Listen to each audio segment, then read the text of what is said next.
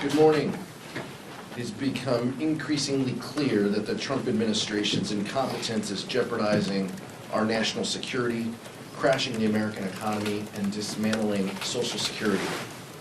Secretary of Defense Hegseth must resign for his role in sharing classified war plans.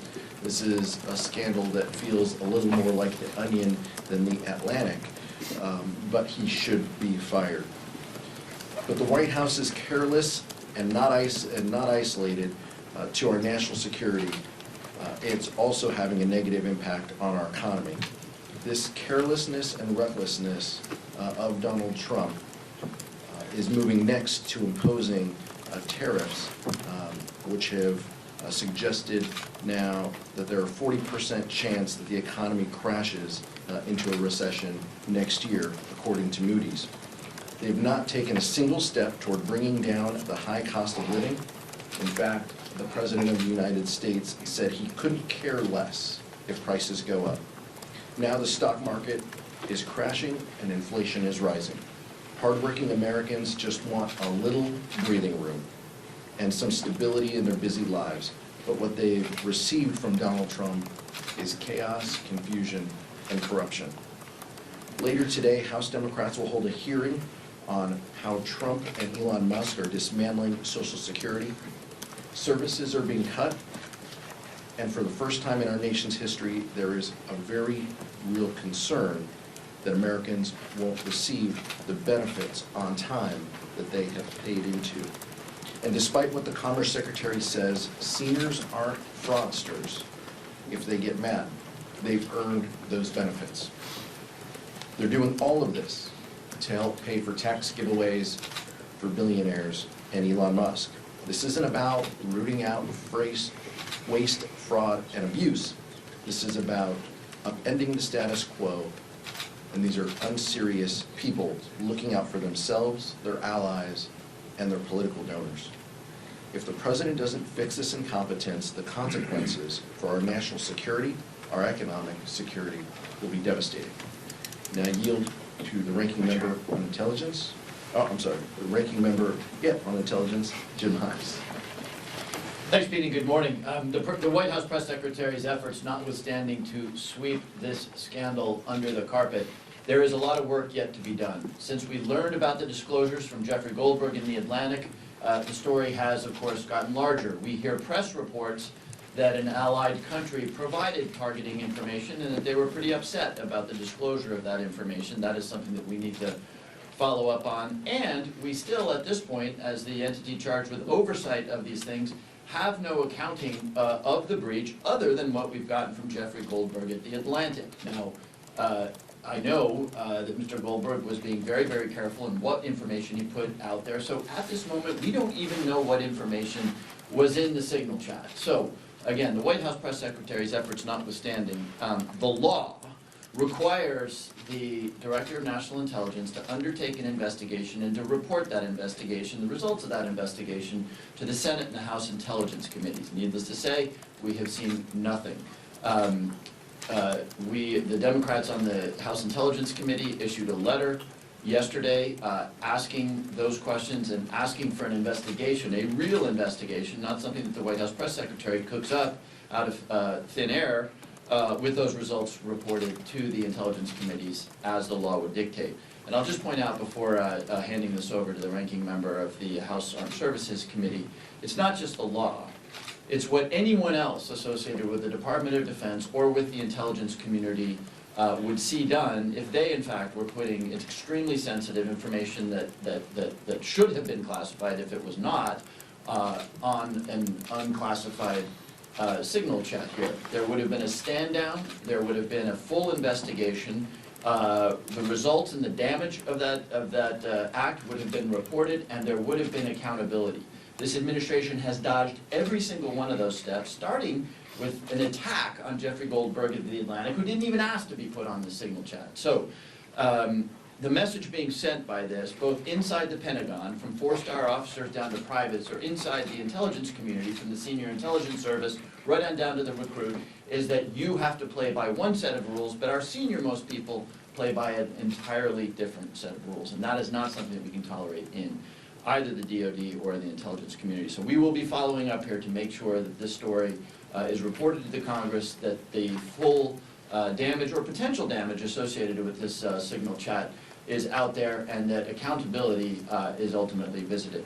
With that, let me hand over to Ranking Member Smith of the House Armed Services Committee.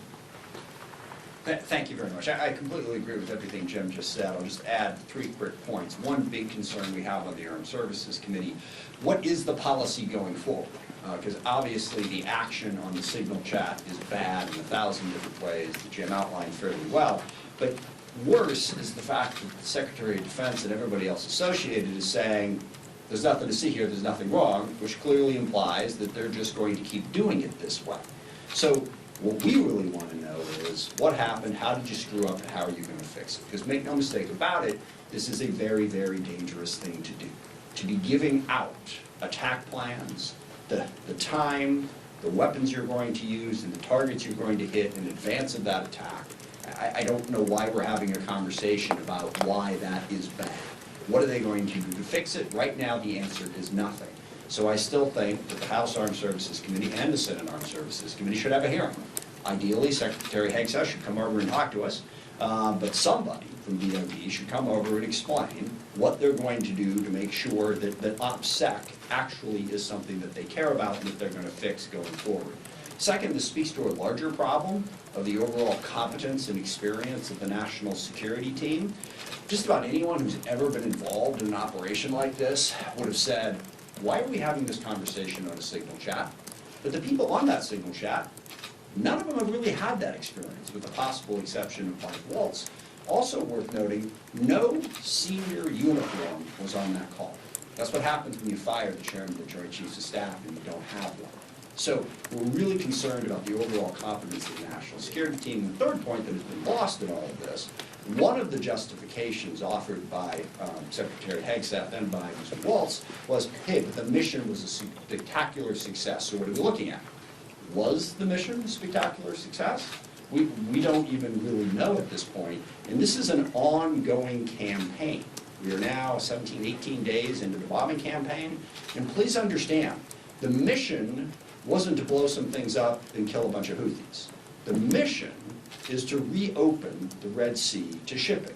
And the Red Sea is no more open today than it was 18 days ago when this campaign started. So again, getting to the competence of the national security team. If they think the mission has been accomplished, then it appears they don't even know what the mission is. So we should start asking some questions about what they're trying to accomplish in Yemen going forward. With that, I'm pleased to yield to member of the Armed Services Committee and the Intelligence Committee, Ms. Houlihan.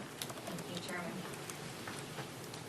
Chairman. Thank you very much for the opportunity to talk to you about this very important issue. I want to pause for a moment and imagine a world where the director of the FBI yells at a member of Congress that his organization is the one that calls balls and strikes, defying Congress's constitutional obligation for oversight, and in the process also refusing to investigate. Imagine a world where the director of the Central Intelligence Agency berates members of Congress, specifically Democrats, that they don't care about national security because they dared to ask him questions about a significant leak of information, a significant breach of classified data. Imagine a world where the Secretary of Defense shares information on an unclassified channel that was arguably top secret information and had to do, as the chairman said, with targeting information, with timing and with weaponry. This is a channel that his own agency said should not be used because it was compromised or possibly compromised. So the problem is with this, we don't have to imagine, because this is reality. This is an unimaginable world that we are in, but it is the reality that we have found ourselves in today.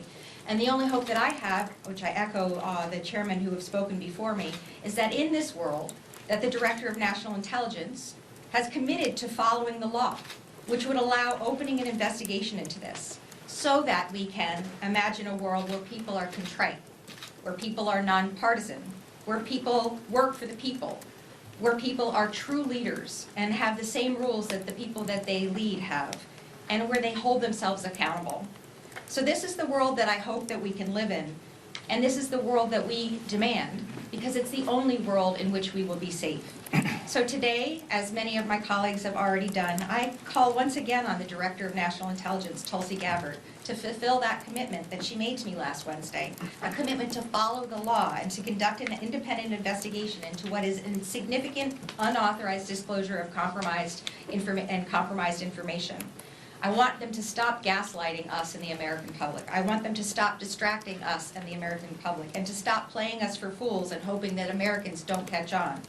Follow the law, do your job, uphold the oath that we uphold as well, that we took to this nation. The world and we are watching, and I thank the opportunity to speak, and I turn back over to the chairman for any questions that you might have. Thank you, Representative Houlihan, Ranking Members Smith and Himes. Questions? Brian? Congressman Smith, can I ask you a question? This is my press conference. I understand. What are you doing? What are you doing? Madam Speaker will handle all of this. I have plenty of questions for you on other topics. Congressman Smith, there is an independent investigation that your colleagues in the Senate have asked for on a bipartisan basis with the DOD Inspector General. There's an acting Inspector General right now in the Department of Defense. Obviously, we know the Trump administration's attempts to kind of overhaul the Inspector General process. Do you have confidence in that investigation that it will get these answers that you're looking for? I do not. First of all, I mean, President Trump fired all of the Inspector Generals, as we know, including the one at DOD. And I think he made it very clear what he expected out of them. Now, will the Inspector General's office uphold their integrity? I hope so, but clearly there's pressure there. I mean, you can analogize this a little bit to the Eric Adams case, where I forget how many Department of Justice people quit rather than carry out the order to drop the charges against Eric Adams until they found someone who was willing to comply. Is the Inspector General's process going to be legitimate in light of the Trump administration's clear effort to fire people who don't give them the answers they want? I think the answer to that question is highly in doubt, number one. Number two, Inspector General's process, they take time. Even when it's working properly, it takes time. This is an ongoing threat. As I said, if they keep doing operational security in this manner, we are in jeopardy, which is why the quicker thing to do would be for the House and the Senate Armed Services Committee to bring DOD in and have that conversation, preferably in public, but if they don't feel like they want to have the public conversation, do something classified, so that we can begin to get an idea of how they're fixing the problem, which is a long way of saying, I think the IG process is highly in doubt because of what Trump has done to it, and because in the best of times, it takes more time than the urgency of this matter, I think, demands. Fair enough. Thank you. The SAVE Act is going to be on the floor later this week. Obviously, there were a small handful of Democrats who voted for that last Congress. Is the expectation that a number of those, maybe possibly more, will be supporting the SAVE Act this time? And what does it largely tell you still that there are differences of opinion on the matter of voter ID and broader border security immigration issues? Well, what it tells me still is that House Democrats will overwhelmingly oppose the SAVE Act because some of the provisions have not changed within this bill. We know current law already says individuals that are not citizens do not have a right to vote. This bill puts in jeopardy the ability of women to be able to register and vote. Having to register in person compromises the ability of military members serving abroad who may not be able to register or cast their ballot. Not having a real ID, many Americans do not have a real ID or a passport. Those jeopardize the ability of people exercising their franchise to vote, but especially the fact that women, their identification card may not line up with their birth certificate creates uncertainty. That has not been fixed in the bill, and that puts 69 million women at risk who do not have the name that is on their birth certificate. That's a concern that the Democratic caucus has, and you'll see our members overwhelmingly oppose this bill. Question for Congressman Himes and Smith. You know, as ranking members on the committees of jurisdiction, we've seen a lot of letters from the committees to the various agencies involved in the Signalgate issue. Have you received responses from any of those agencies? Jim and then Adam.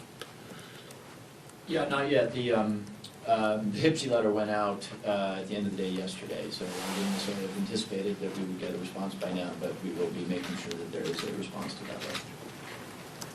Same answer, basically, no, we have not received that response, except to add one thing, I am concerned about the lack of respect that the executive branch is showing for the legislative branch. This has been an ongoing problem now for the last couple of months in terms of their responsiveness to our requests. It's much slower, much less responsive than at any point in my career, and that's even, the whole Democrat-Republican thing. They are not honoring our oversight in the way that previous administrations of both parties have. Maybe that's because they haven't got enough people in position yet, we'll see. But I'm concerned about that aspect of it as well. At 1:30, there's a vote on a rule that would table Anna Polina-Luna's proxy voting discharge petition. Is that something that Democrats would consider implementing if you're in the majority? And two, what does it mean to be pro-family in Congress? What it means is Republicans should stop lecturing people on being pro-family when they're opposing this uniformly. What it means is Democrats and Republicans, look, our members are looking for opportunities to legislate and to work with their colleagues on the other side of the aisle. And I appreciate Brittany Pedersen in good faith working with Representative Luna in order to get this done. For the first time in 100 years that the discharge petition has existed, the majority would seek to turn it off. In a rule, it's unprecedented, and it's shameful and terrible. Our members will oppose these efforts. Our hope is that Republicans, reasonable Republicans, will work with us on these issues, will oppose this effort too. But it's clear that Speaker Johnson is doing everything he can to undermine the will of the House. The majority of the members in the House of Representatives would support this piece of legislation. And Democrats, under the leadership of what will be Chairman McGovern, will have those conversations with our members on what's reasonable in the next Congress. Mike? Another question for the ranking members.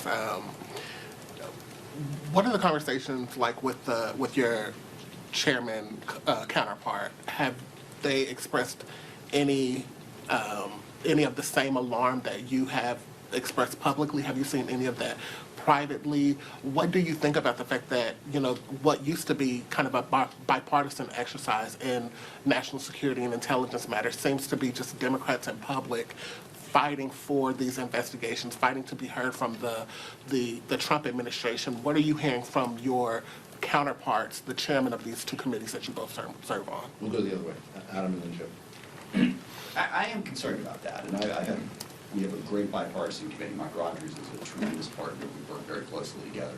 I don't think the response, as I have said, has been robust enough to this situation. And I contrast it when Secretary Austin went into the hospital and didn't tell anyone. This became an issue in a bipartisan way. He came over and he testified and we investigated that issue.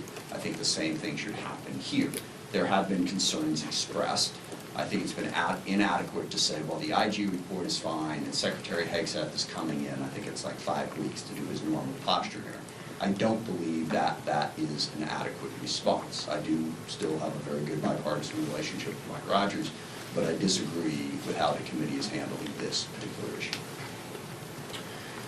Yeah, you saw in the open hearing sort of the level of interest that my Republican colleagues had in this particular issue. And when we went into closed session, the first thing I did was remind them of the apocalyptic hellfire that would have been loosed had this signal chat been undertaken by the senior people of the Biden administration, the Obama administration. So I think you saw in the open hearing what I would characterize as a hear no evil, see no evil, speak no evil approach that they have taken. I will say, echoing to some extent Adam Smith, I'm a refugee of the era when HPSI for 18 months became an investigative body and was really badly broken by the Ukraine investigation and by the actions of then Chairman Devin Nunes. And so I am extremely committed, and I repeat this I did with then Chairman Turner before he was fired, and now with Chairman Crawford, which is that we will do our oversight here, and we're going to be very strong in that oversight in the way they would have been had this occurred under the Biden administration. But we are nonetheless committed to doing all that we can to make sure that the committee is never compromised from doing the oversight that it absolutely must do of the intelligence community at any time, but particularly at this time when we're seeing people like Elon Musk and the president trying to bend these apparatuses to their will. Thank you. Questions? Councilman. Thank you. We're seeing on the other side a bill put forward by Darrell Issa to try to limit federal judges' authority on issuing injunctions, and Judiciary Chairman Jim Jordan also working to try to do something similar in the appropriations process as well. What's your understanding for whether or not Congress has a legitimate authority to limit judges in this way? My understanding, and we'll follow the guidance of Jane Raskin and the Judiciary Committee here, but this is just yet another way in which House Republicans are bending over backwards to exercise the will that Donald Trump wants. They had no problem with district court rulings that attacked women's reproductive freedom and mifepristone with a judge in rural Texas. They had no problem with that. Yet they have a problem with nationwide injunctions now when it doesn't suit their interests. That's the issue that the American public will see, that posture of House Republicans, that they want to have it both ways.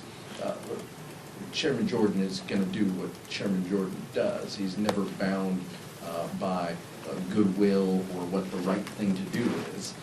But we're going to continue to hold them accountable because we believe in a free and fair judiciary that should be able to make decisions that exercise justice. That's exactly what is happening in the court system time and time again.